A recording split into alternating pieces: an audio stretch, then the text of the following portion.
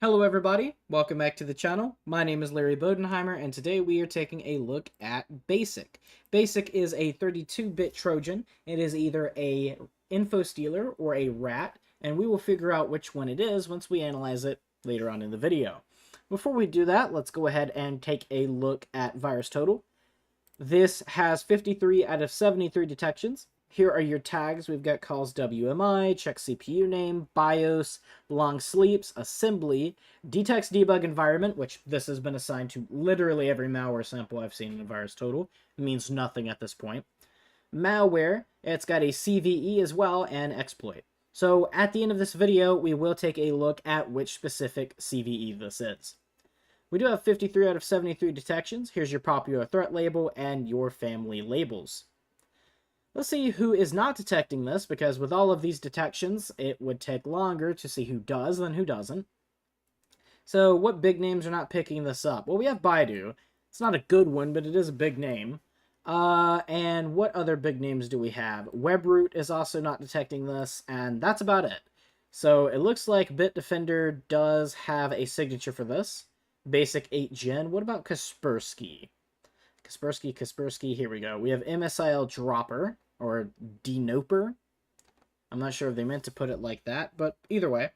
Let's go ahead and look at the details. Here's your MD5, your SHA-1, and your SHA-256. You don't need to pause the video to write this down, because this will also be in the comments section of the video. We go down here, it says creation time was September 18th. I never go by this. I always go by the first submission because that can be falsified. So if the malware is only 4 days old, 53 detections is a massive L for the malware writer. But let's just assume, being generous, that it is 11 days old. This is actually the creation time. It just depends on when it was at release. Obviously, with it being this old and having 53 detections, that's pretty average, I would say. So take that as you will.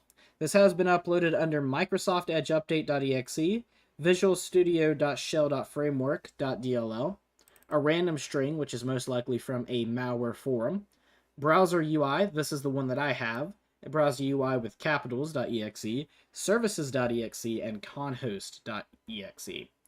Interesting. So if we go to relations, we have 5 contacted URLs. However, most of them seem to be certificate authorities, except for this one. This is an HTTP 80.66.81.77.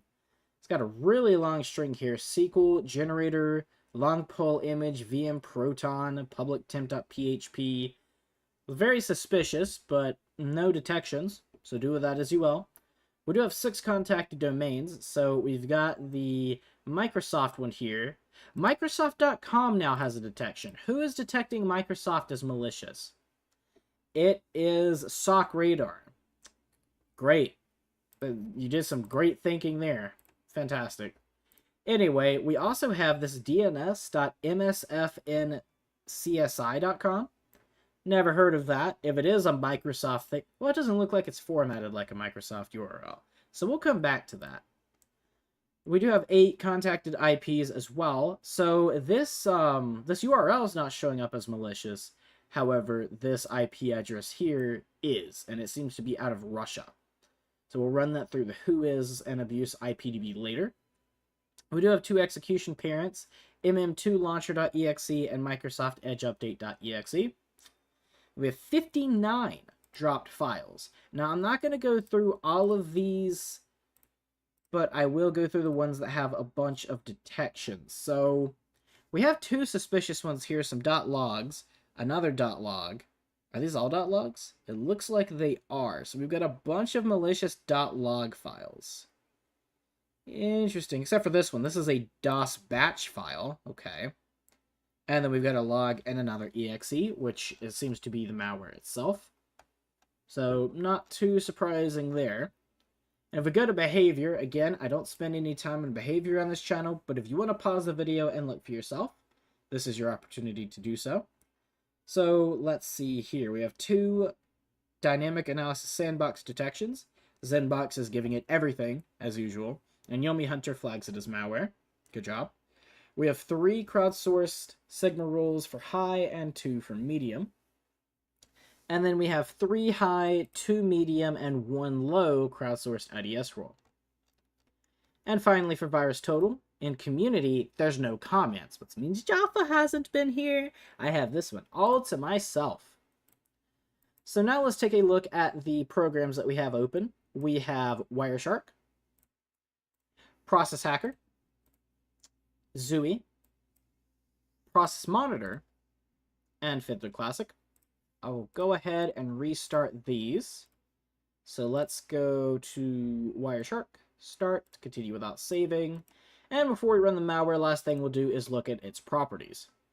So let's click the Properties button. We have no previous versions, no certificates, and for details, no file description. I'm a little suspicious of the file version that has 5 numbers, but maybe a few points there. Copyright, all rights reserved. So we don't know what exactly the copyright's for, but the rights are reserved. I mean, at least it tried, but I would be more suspicious seeing this than seeing nothing at all. An original file name was one that we saw in Virus Total's details, Visual Studio.shell.framework.dll. Language neutral. Alright, without any further ado, let's go ahead. We'll go ahead and restart this one more time, since it's brought in some packets. What about for Fiddler? That's fine. We know Microsoft's not malicious, or we should. Right-click Browser UI, run as administrator. Do you want to allow this app from an unknown publisher to make changes to your device? Of course I do. So we'll click yes on this, and it opens here as browserui.exe. It opens under Explorer, immediately craps out a command.exe. Looks like it dropped a file there. It might have run and immediately killed it. We've got the time service diagnostics here. Front driver host.exe. Now wait a minute. I don't have permission to access this folder. I would like permission to access this folder. Now this is interesting. Okay, so...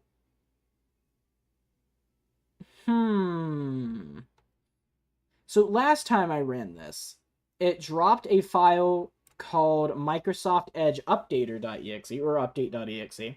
It's like this one, except no description and no icon. And it dropped it in the default profile directory.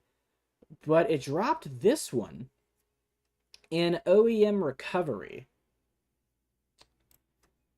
I do believe that was one of the names as well. I don't see it. But yeah, okay, so that wasn't one of the associated names, yet this is the malware itself. So that's so interesting. The first time it dropped, it was in, and I'll recreate this as best as I can. Let's go ahead and open a new folder instance. This thing's being slow today. Tell you what, we'll use the sock folder. So if we go to this PC, wow, this thing's really slowing down my computer. Okay. What are you doing in here? I'm very skeptical of you. If we go to users, wow, this malware is making this virtual machine chug. There was another user here, or maybe it's still here. Let me check hidden files or hidden items. Yeah, so it was in default, and it was in here. It had another one as well. It was a temp file, and then it had Microsoft Edge Update.exe. So, different path as well as a different name. Different name, you know, they do that. I guess they do different paths as well, but that's not really that heard of anymore. So that's very interesting to me. But there you go. That is certainly the file. I uploaded it to VirusTotal, and that do be seeming to be as the same malware. So it's just a copy of itself. And it's leaving this one here. It didn't delete the original process. It left it there. It's just running a new one under a different name in another place, which is interesting. Let's go ahead and minimize this. You know what? There's a Firefox.exe here as well. And it seems to be the same size. That is also the malware. Very interesting. For a malware that's called basic, it's certainly not very basic. And it is making this machine slow to a freaking crawl, man. Dang! I clicked that like 20 seconds ago. Okay. Move to launcher. Yeah, still the same stuff. Let's go ahead and minimize virus total.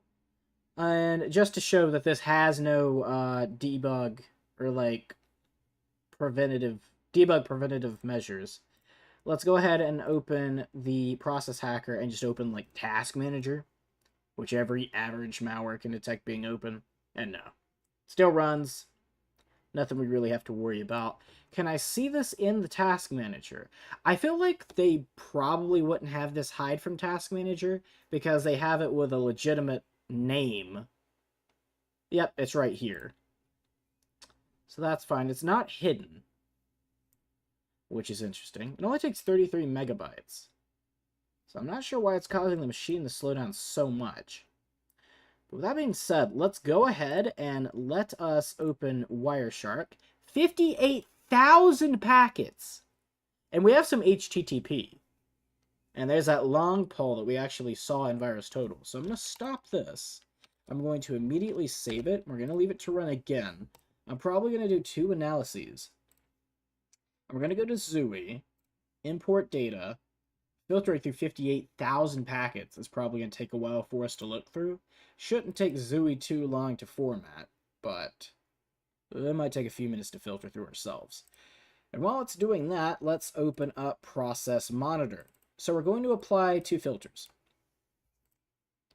The first one we're going to do is operation is create file. And then the second one, process name is browser UI.exe. Add yes. We have 12 million events, so it might take a few seconds, which doesn't surprise me that we have so many events because according to Virus Total anyway, it's doing quite a bit of stuff. But either way, it's almost done. It keeps saying 5 seconds and then going back and forth, but I think we're almost there. It doesn't seem to open any other processes, which is interesting. Even looking through like the service hosts and everything, I'm not seeing anything out of the ordinary. You don't have... I think that's fine. I know it doesn't have a description, but I still think that's fine either way. I do believe that's a legitimate Windows process. Yeah. Yeah, it is. Okay. That's all I wanted to see. I was a little suspicious, not seeing a description for that. I know this is legitimate, but I just hadn't seen... I hadn't paid any attention to text input host before. So, yeah. Okay. We have 590 events. I'm going to go ahead and expand this. Browser UI.exe's prefetch is right here and has been deleted. Most malwares do be seeming to do that.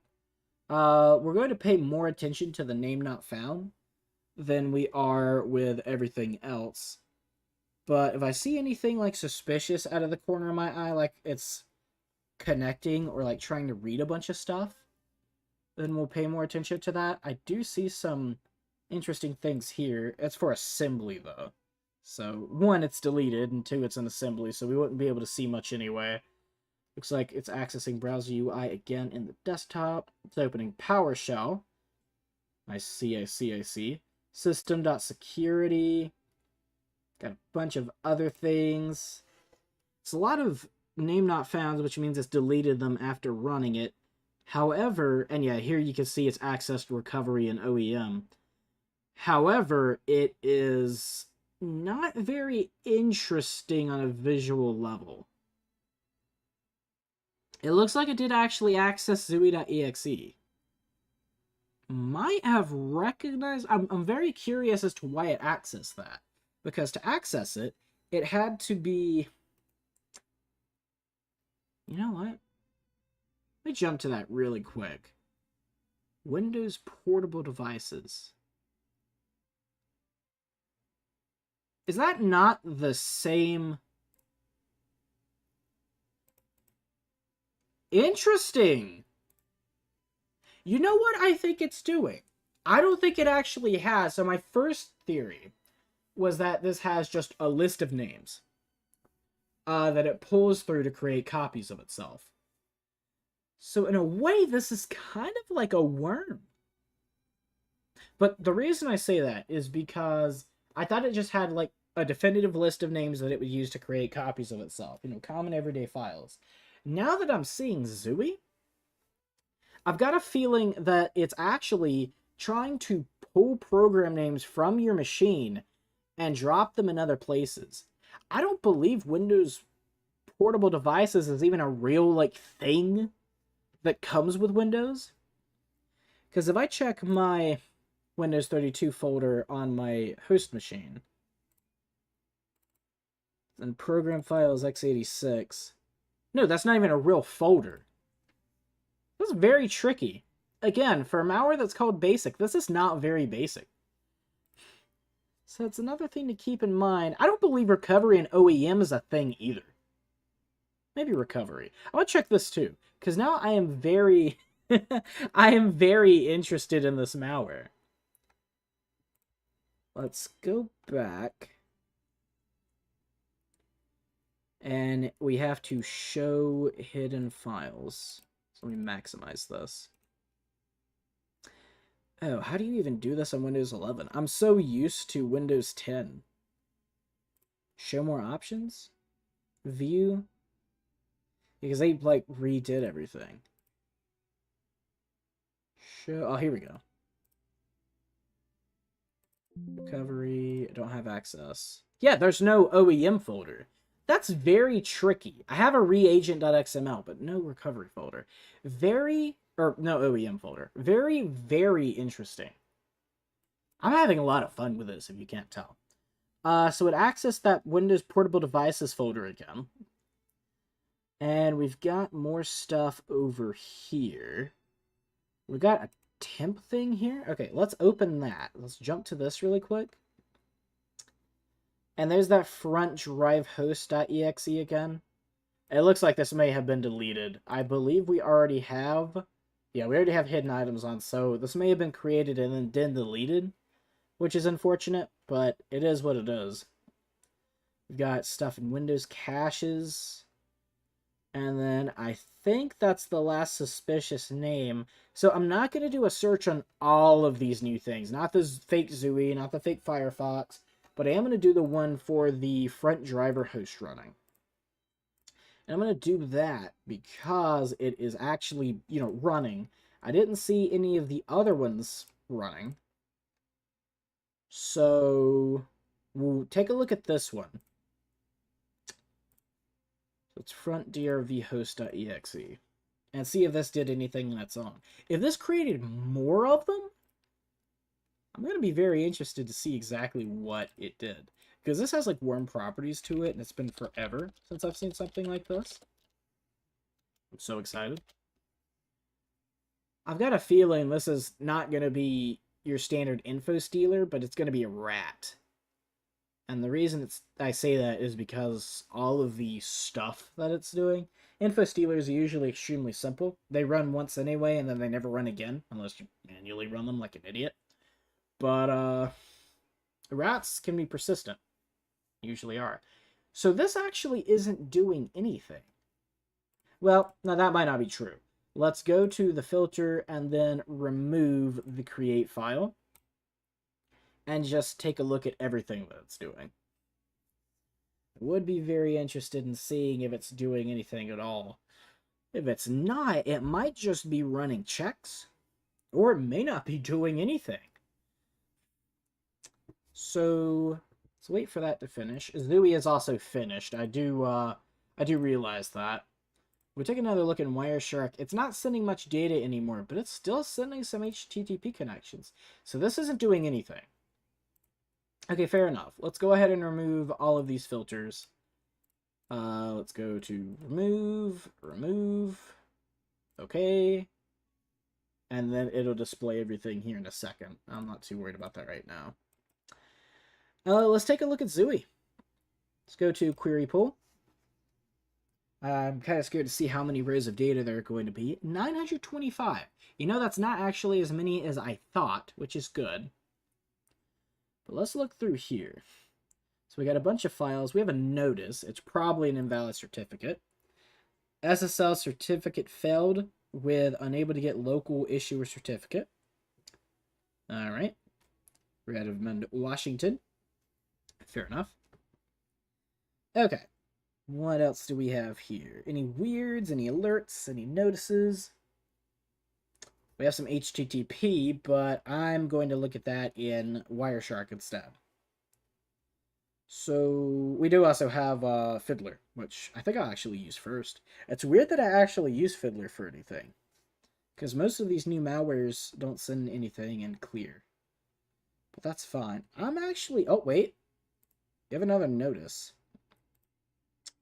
Interesting. But I'm not seeing any alerts. Another invalid server certificate. Yeah, we've already gone through more than half of this. Which is very interesting. Very interesting indeed. Another notice. Still no alerts, though.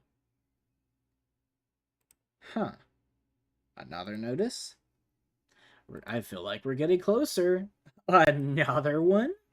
I am going to look through every single one of these, even if they're all invalid certificates, because maybe they'll point to something. I get some kind of information from that. But no, this is just a bunch of notices. No alerts or anything. Oh, finally! Here we go. Right towards the end, we have an alert. And this alert says, ET malware any run dark crystal rat check-in post. Category, a network Trojan was detected. Okay, so the reason I was actually focusing so much on finding this, I saw this in testing. And I was like, please don't tell me this is the third time a C2 server has gone down while I was looking at the malware. You must do something.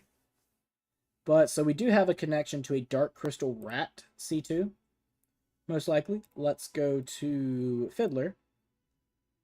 And, oh yeah, we have a bunch of HTTP connections. And it's still sending more. So if you remember, if we go to VirusTotal and we go to Relations, we have this DB long poll process SQL uploads. So let's go ahead and expand this a little bit.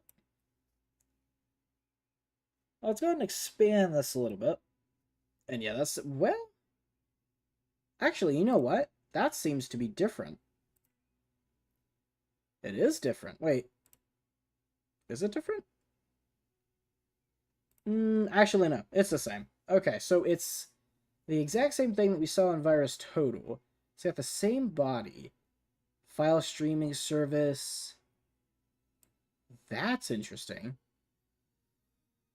File streaming service is usually something I see from Microsoft when it's trying to pull updates. And it usually does come with a result 206.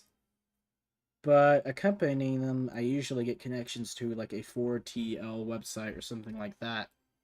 Not getting those this time. I do think it's a red herring, but something to keep in mind. So first, let's go ahead and try to connect to that IP address. I'm going to connect to it directly. So let me copy this and try to manually connect. And when we do try to connect, we get a blank page. It actually gives a 404, which is cap. I mean, we know that it's still running. So now let me try copying the entire URL. So let's go ahead and copy this. Let's go to Firefox and try that. Yet again, we get a 404. But again, we know that this is cap. Actually, no, we did get a 404. We got a 200. But we don't know what it's doing. Interesting enough. And this one is out of Russia. At least that's what it says in VirusTotal. I'm also going to take the URL directly, and we're going to shove that through Whois. So let's open these in new tabs.